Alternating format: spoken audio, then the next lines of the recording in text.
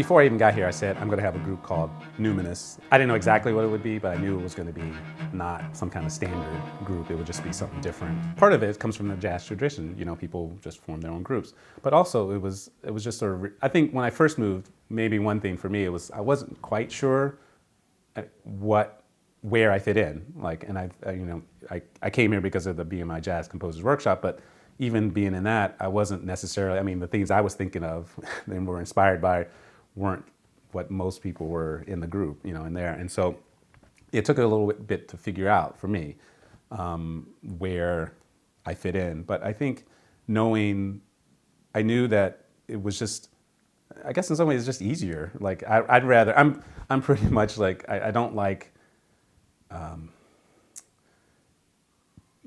won't say begging, but I don't like the fact of like, okay, I have to go out and like give, hey, can I play for you? Can I play in your venue? Can I do this? Can you allow me to do this? I feel like it's sort of I'd rather just have myself. I'd rather do it myself than sort of go to someone else and say, hey, can you do this for me? And so I think for me, I felt it better for me to just have my own ensemble, be in control of like, okay, I can play my music. I'm not at the whims of. And plus, if you think about it, I mean, not that I was writing orchestral music, but what orchestra is going to come to, like if I come to say, hey, will you play my music? They don't care. They won't know who I am, you know, necessarily, you know. And so I feel like, well, I'm not going to let that stop me. The things I want to do, okay, well, let me figure out how to do it. Here's what I need to do. I'm going to do it. I just rather do it myself, you know.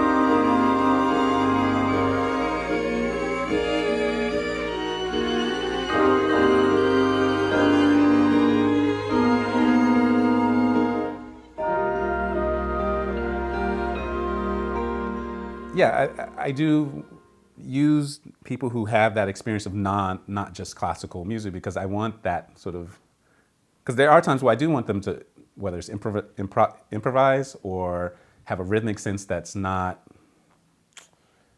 yeah, the sort of, I mean, you see the sort of Schoenbergian intricate kind of rhythmic themes. I don't really necessarily want that. I want something else that's kind of more fluid that you can't always write. And even when I write something, I'll tell them, well, this is what I wanted, or this is what I want, even though the notation is sort of, you know, I wrote it as close as I could, and then I'll have to say, oh, it's like this. So sometimes I will sing, like I say, hey, it's like this, you know, or I'll say, I want this kind of feel, or this kind of, and then there are things they're very detailed, especially strings like articulation. Like I think one thing with my music ed background is I took method classes, so I know all the instruments. I played all the instruments, so I'll say to the woodwind player, well, no, I want you to do this kind of thing, and because I know what it feels like. And so a lot of times it's just talking to them and the musician, and then they, you know, sometimes they'll say, oh, well, you want like this or like this, and so they'll just play it, and then I'll just say, oh no, it's that one, or something like that, and you know, then we kind of mold it into what I want.